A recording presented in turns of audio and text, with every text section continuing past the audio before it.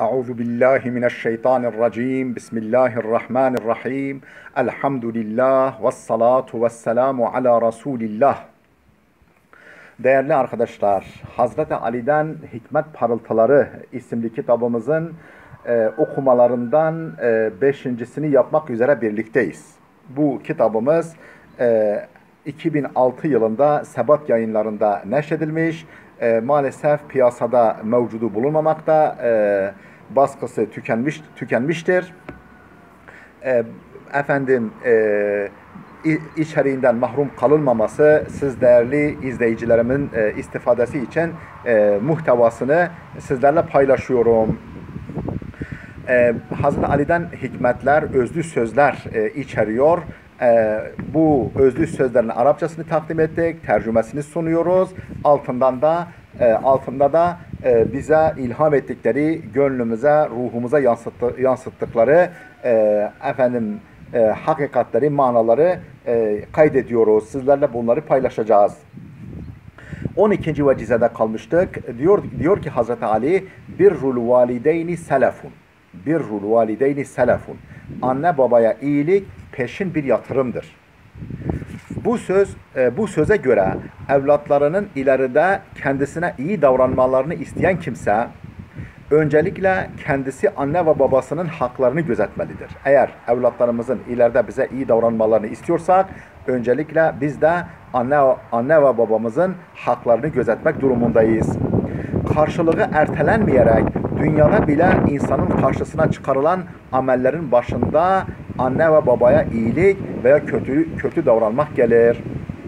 Yani karşılığı dünyada peşin olarak verilen, ahirete ertelenmeyen davranışların, eylemlerin başında anne babaya iyilik veya kötülük gelir. El cezâ'u min cinsil amel diye bir atasözü var Arapçada. El cezâ'u min cinsil amel, karşılık eylemin kendi cinsinden olur. Atasözü gereği insan her konuda ektiğini biçer. Hangi konuda olursa olsun insan ektiğini biçer, saçtığı tohumların meyvelerini toplar. Ne gibi tohumlar saçmışsan onların meyvelerini toplarsın. Bütün bu manaları, izahını yaptığımız vecize kadar güzel ve özlü ifade edecek başka bir söz düşünülebilir mi? Yani anne babaya iyilik peşin bir yatırımdır. Birrul valideyni selefun bütün bu manaları en güzel biçimde yansıtmaktadır. 13. vecizemiz bereketul umri husnul ameli. Bereketul umri husnul ameli. Veyahut da diğer bir varyantı var bu sözün. Bereketul ilmi husnul ameli. Her iki varyanta göre de tercümesi şöyle. Ömrün bereketi güzel işler yapmaktır. Ömrün bereketi güzel işler yapmaktır. Bereketul ilmi husnul ameli ise ilmin bereketi onu güzelce uygulamaktır.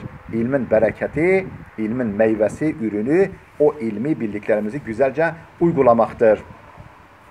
Bu sözün, bu mübarek sözün, vecizenin bize yansıttıkları, bize ilham ettikleri hakikatler şunlar. Ömür dakikaları birer tohumdur. Ebedi cennet meyvelerini netice vermesi için Allah'ın rızasına uygun olarak faydalı işlere sarf edip geliştirilmelidir. Ebedi cenneti meyve vermesi için Allah'ın rızasına uygun olarak faydalı işlere sarf edilip geliştirilmelidir. Ömür dakikaları. Deyim yerindeyse Allah'ın rızası toprağına ekilerek filizlendirilmeli. Allah'ın rızası adeta bir toprak gibi kabul edilmeli ve ömür dakikalarımız Allah'ın rızasının toprağına gömülerek o yolda harcanarak filizlendirilmeli. Çiçekli ve meyveli hale getirilmelidir. Ömür saatlerini birer altın değerinde bilerek geçici dünya pazarında ebedi bir saadetin ticareti için sarf etmeyenlerin ömür bereketinden söz edilebilir mi? Bereket, uğur, bolluk ve artma demektir. Bereket ne demek? Uğur, bolluk ve artma anlamına gelir. Ömrünü güzel işlerle, faydalı çalışmalarla değerlendiren kimsenin ömrü uğurlu olur.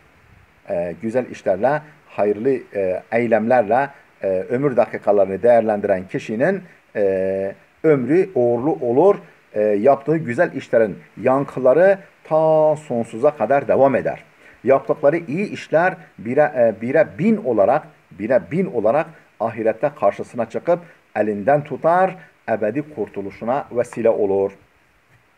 Bu vecize başka bazı kaynaklarda bereketul ilmi şeklinde yer alır. Yani bereketul umri değil de bereketul ilmi, husnul amel diye yer alıyor başka bazı kaynaklarda. Buna göre ilmiyle amel etmeyen, bildiği güzel şeylerin gereğini yaparak hayatına uygulamayan kimsenin bilgisi hayırsız, meyvesiz, uğursuz ve bereketsizdir. Böyle bir ilmin kalıcılığı da yoktur. Böylesi bir bilginin kalıcılığı da yoktur. Uygulanmaya zamanla unutulur, gider. Bu anlamıyla da vecize çok çok hikmetlidir. Çok böyle büyük hikmetler içerir. Başka bir vecize, 14. vecizemiz bereketul mali fi eda'ez zekati. Bereketul mali fi eda'ez zekati. Malın bereketi zekatı ödemededir. Yani zekatı ödersen, zekatını verirsen malın bereketlenir. Bu güzel vecizenin ruhumuza ilham ettikleri, kalbimize yansıttıkları açıklamaları da takdim ediyoruz. Mevsiminde budanan asma türü meyve ağaçları zamanında mevsiminde budanan üzüm ağacı, asma ağacı ve benzeri ağaçlar bundan bir şey kaybetmez. Bu budamadan bir şey kaybetmez. Aksine daha gür filiz atar, daha güzel ve kaliteli meyveler verir. Zekatı verilen fakir fukara hakkı çıkarılarak temizlenen servet de bununla azalmaz. Bu fakir fukaranın hakkının çıkarılmasıyla azalmaz. Aksine arınır, kalite kazanır, artar ve bereketlenir. Böyle bir malda fakir ve muhtaçların hayır duası vardır. Böylesi bir malda fakir fukaranın hayır duası vardır. Yüce Allah'ın da bu konuda kesin vaadi bulunuyor. Allah Teala'nın bu konuda kesin vaadi vardır. O zekat ve sadakası verilen malı arttırıp bereketlendireceğine söz verir. Allah Teala sadakası, zekatı verilen malı bereketlendireceğine, artıracağına söz verir. Hazreti Peygamber de Resulullah sallallahu aleyhi ve sellem Efendimiz de hiçbir malın zekat ve sadakalarla azalmadığını yeminle belirterek bu konuda duyarlı müminlere müjde verir. 15. vecizemiz birruke la tubtilhu bil minneti. Birruke la tubtilhu bil minneti. İyiliğini başa kalkmakla boşa çıkarma. İyiliğini, yaptığın iyiliği karşı tarafın başına kalkmakla boşa çıkarma. Hazreti Ali bu güzel vecizesini bir ayet-i kerimeden esinlenerek söylemiş olmalıdır. Yani bu mealde bir ayet-i kerime var. Muhtemel büyük ihtimalle Hazreti Ali bu vecizesini o ayet-i kerimeden ilhamen söylemiş olmalıdır. Söz konusu ayet yapılan hayır ve iyiliğin nasıl boşa çıktığını da gayet güzel bir temsille gözler önüne sermektedir. Bir örnekle Allah Teala bu yaptığımız iyilikleri nasıl o başa kalkmanın boşa çıkardığını bir temsille şöyle açıklamaktadır. Ey iman edenler! Sadaka verdiğiniz kimselere minnet etmek, incitmek suretiyle o sadakalarınızı boşa çıkarmayın. Allah'a da ahirete de inanmadığı halde sırf insanlara gösteriş yapmak için malını harcayan kimsenin durumuna düşmeyin.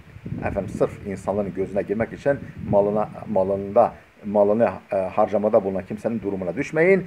Onun durumu üzerinde toprak bulunan kaypak bir kayaya benzer ki, onun durumu üzerinde böyle az bir katman toprak bulunan kaypak bir kayaya benzer ki şiddetli bir yağmur olur olmaz toprağı kayıverir. Toprağı kayar o kayanın üzerinden. Cas çavlak kalır o kaya. Öyleleri işledikleri hiçbir şeyden sevap ve mükafat elde edemezler. Öyle kimseler işledikleri hiçbir güzel işten sevap ve mükafat elde edemezler. Zira Allah inkarcılar güruhunu buna muvaffak kılmaz. 2. sure yani Bakara suresi 264. ayet. Görüldüğü gibi Yüce Allah iyiliği başa kalkma ve iyilik yaptığımız insanları herhangi bir şekilde incitmenin müminin vasfı olamayacağını açıkça ifade etmektedir. Yaptığımız iyilikleri başa kalkmak ve iyilik yaptığımız kimseyi herhangi bir şekilde inciten kimse asla mümin vasfına layık bir kimse değildir. Allah ancak kafire yakışabilecek böylesi çirkin bir nitelik taşıyarak ahiret mükafatını yitirmekten cümlemizi muhafaza buyursun. Değerli dostlar, 16. vecizeye geldik. Dersimiz burada dursun. Gelecek sohbetimize kadar Allah'a emanet olun.